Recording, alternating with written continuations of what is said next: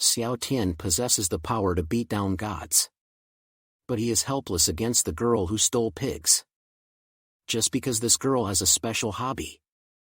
Looking at the expression on the girl's face, Xiao Tian is somewhat baffled. Could it be that he accidentally damaged her head? So, he cautiously asks Luo Fenghai if she wants him to take her home to find her parents. Do you want me to take you back to your parents? He asked Luo Fenghai. Luo Fenghai shook her head, revealing a sad expression. She said her parents killed each other. Xiao Tian sighed. It seemed like she was a girl with a tragic life. So he earnestly advised her to live a good life. Luo Fenghai propped her elbow on her knee. She stared at Xiao Tian with a flushed face and a smile, responding earnestly, I don't understand. At this point, Xiao Tian was almost driven mad. He raised his hand to give her a good beating. But seeing the gleaming eyes of the other party, he stopped in midair, reminding himself to stay calm. The suppressed anger in his heart had no outlet, so he vented it into the ground. He finally understood.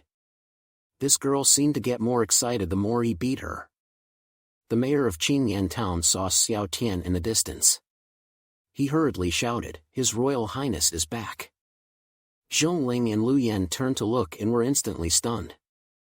They saw His Royal Highness in the distance leading a beautiful beggar girl towards them.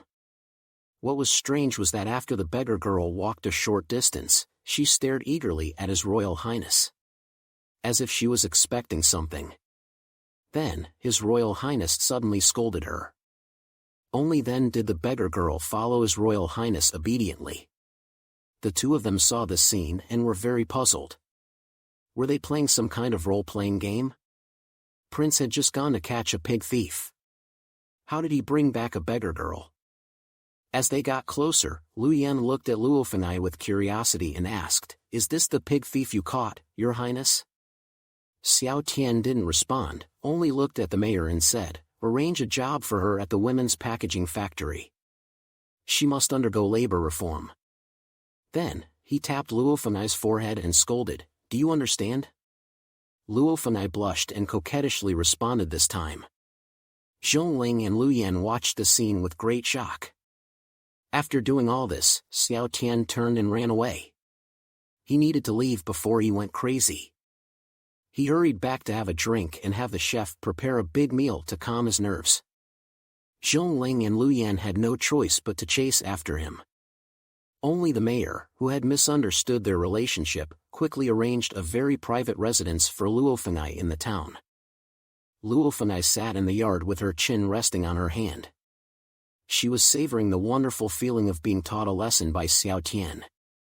She had never been taught by anyone since she was little, so she enjoyed the feeling of being disciplined. Something deep inside her seemed to be breaking free from its cage. During this trip to the southern wilderness gorge, unexpected opportunities arose.